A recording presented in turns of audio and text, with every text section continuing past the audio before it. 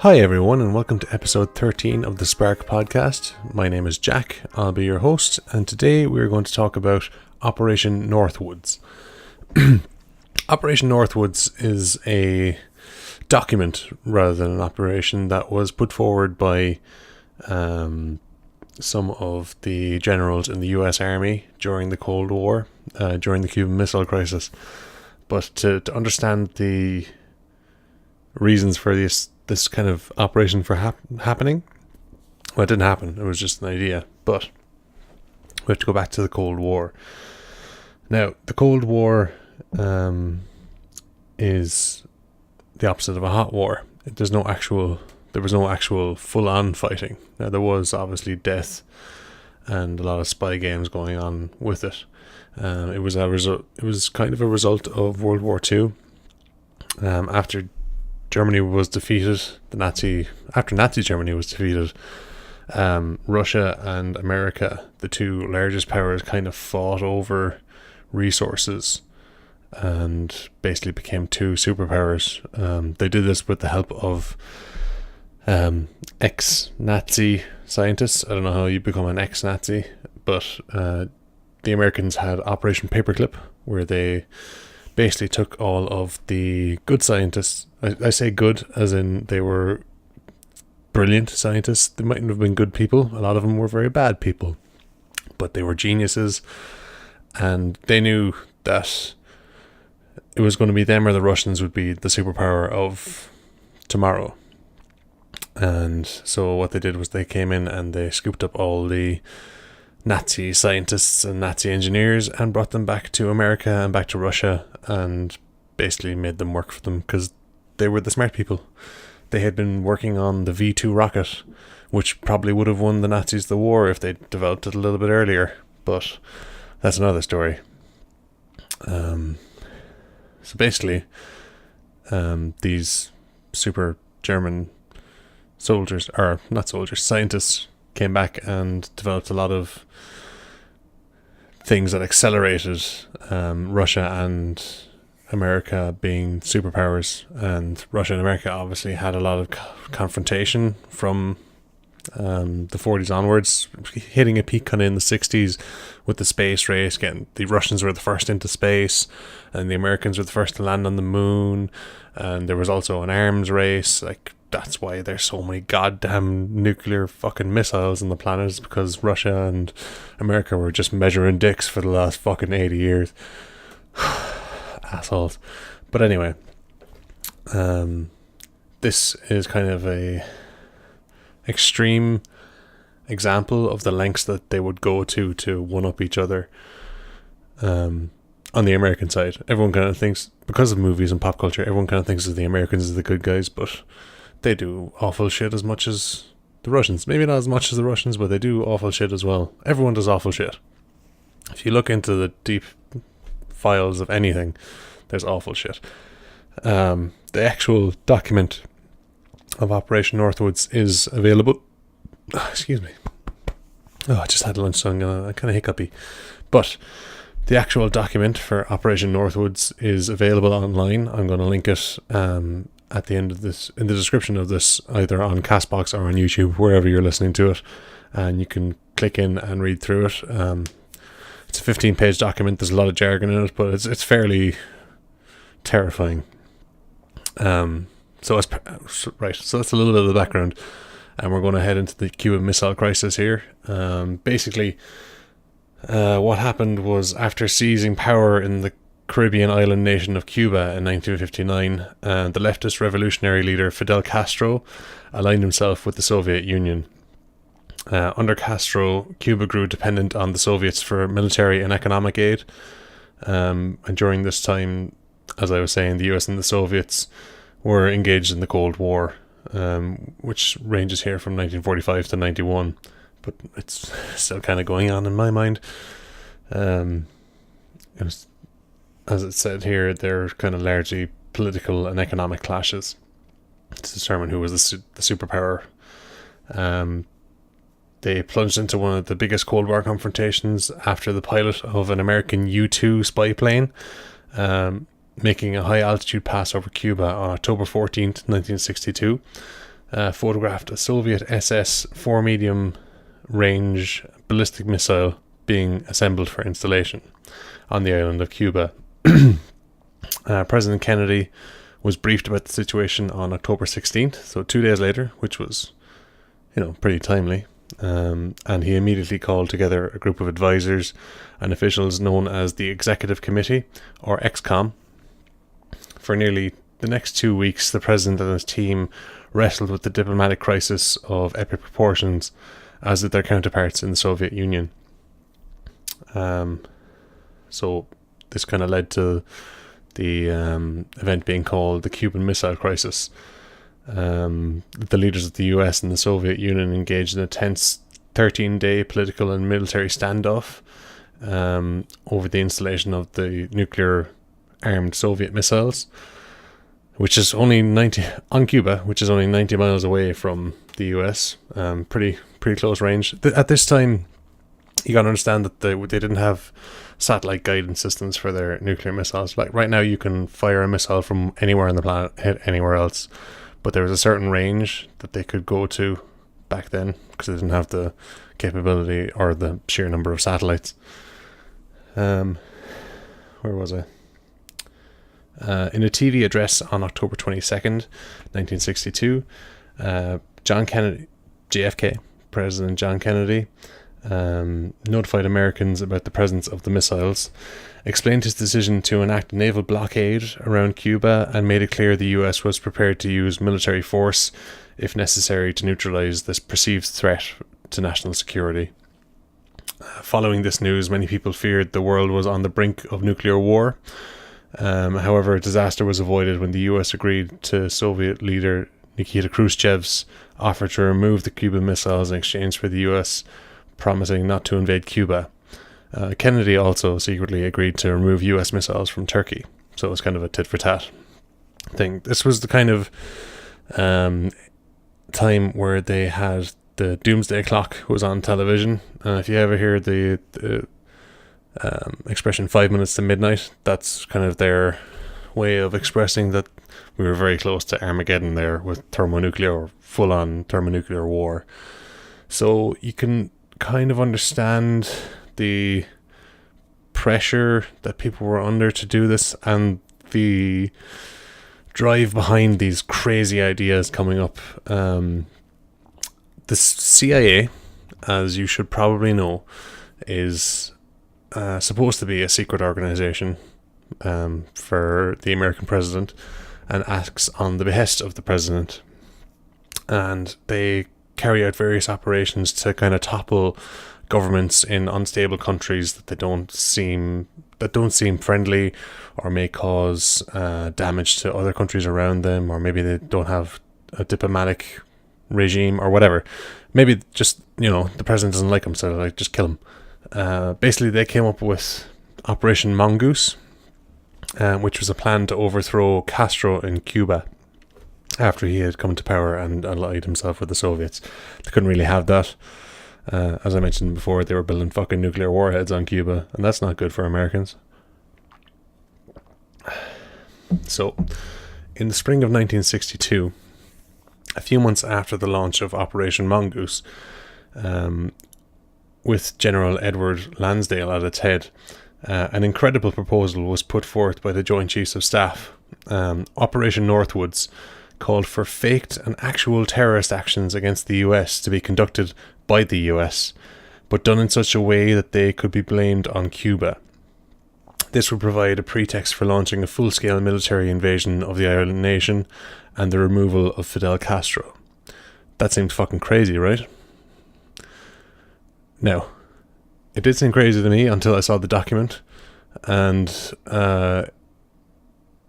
it's still crazy. I didn't believe it until I read it. So I'm just going to give you a few excerpts on it. If you want to get the full thing, you have to read it. I'm not going to read it out to you, but these are one of the few things that kind of stood out. What was his name again? It was written by the Joint Chiefs of Staff. Oh, what was his name? I have it written down somewhere.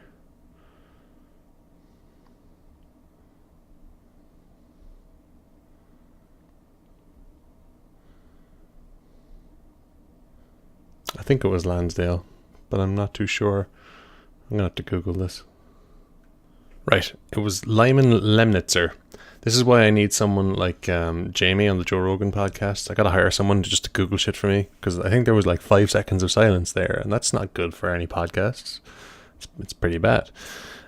He wrote the document and suggested these actions. He said that a series of well-coordinated incidents would be planned to take place in and around Guantanamo to give genuine appearance of being done by hostile Cuban forces. A Remember the Maine incident could be arranged in several forms. We could blow up a US ship in Guantanamo Bay and blame Cuba. We could develop a communist Cuban terror campaign in the Miami area and in other Florida cities, and even in Washington. The terror campaign could be pointed at refugees seeking haven in the United States. We could sink a boatload of Cubans en route to Florida, real or simulated in brackets. Use of MiG-type aircraft by US pilots could provide additional provocation.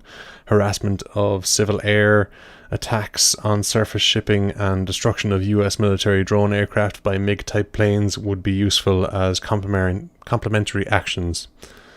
Other ideas included a simulating shoot down of a US civilian airliner in a convincing way and contriving Cuban subversion of neighboring countries. Basically, they were trying to carry out a terrorist attack on American soil, as the saying goes, and blame it on Cuba. There's a book written by James Bamford called A Body of Secrets, where he describes the documents and the surrounding atmosphere. The proposal itself was presented to Secretary of Defense McNamara on March 13th, 1962. This was before the actual Cuban Missile Crisis itself, and apparently he rejected it. Now, we don't know if this was an out-of-control proposal by military chiefs completely out of step with the Kennedy administration, but it's worth noting that the proposals were generated in response to a request by Mongoose head Edward Lansdale, who was picked by Kennedy to run operations against Cuba. Also, Cuban invasions planning proceeded after the March 13 presentation. Excuse me.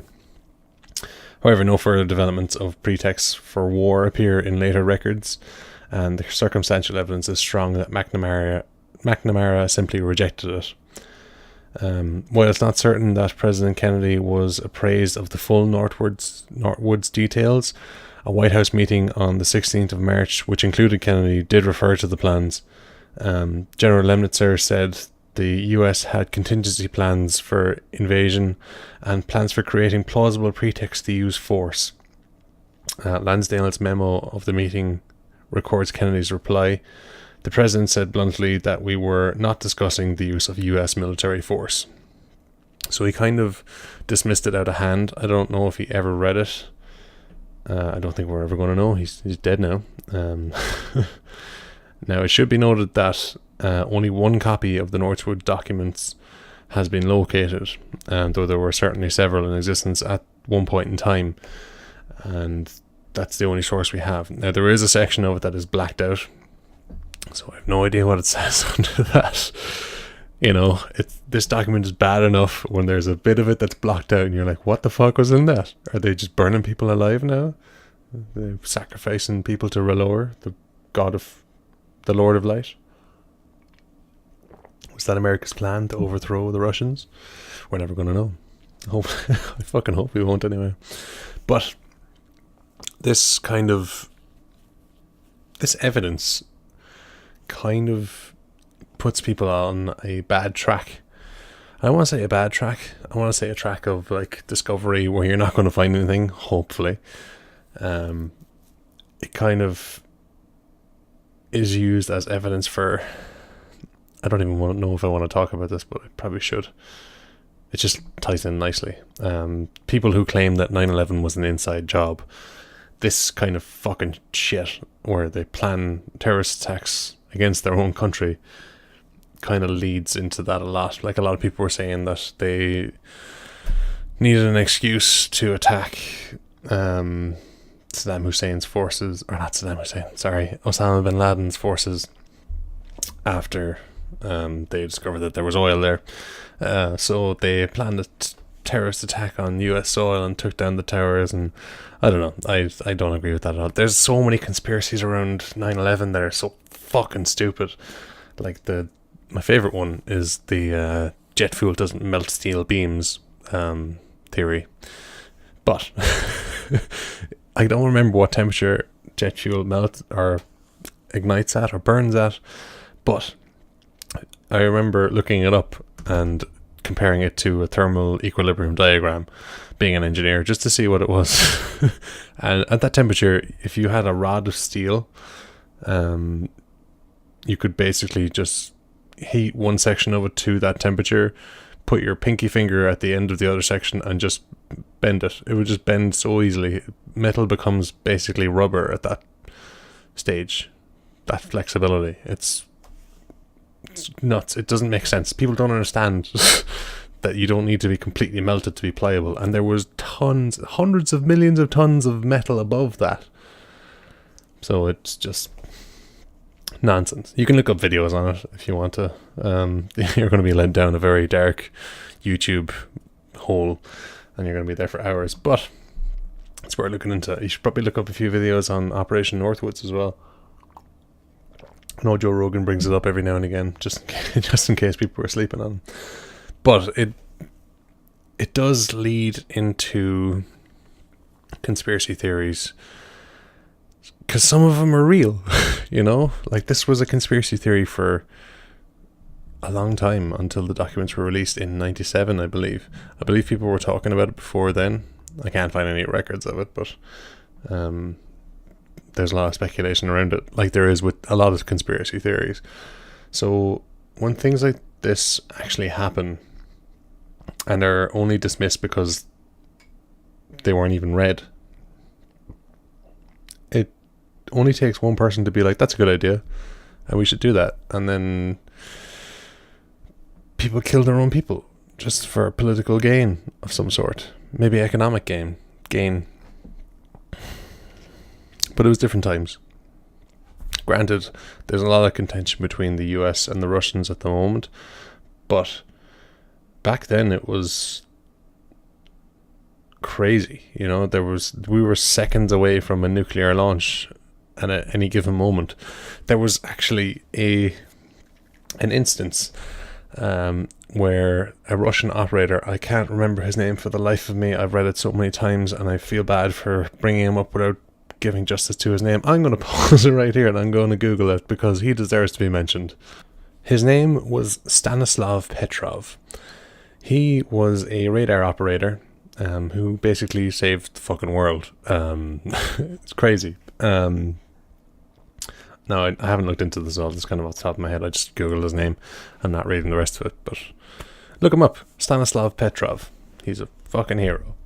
Basically what happened was they were sitting at their radar stations and someone noticed a blip on the radar and it looked like nuclear warheads heading for Moscow or somewhere in Russia.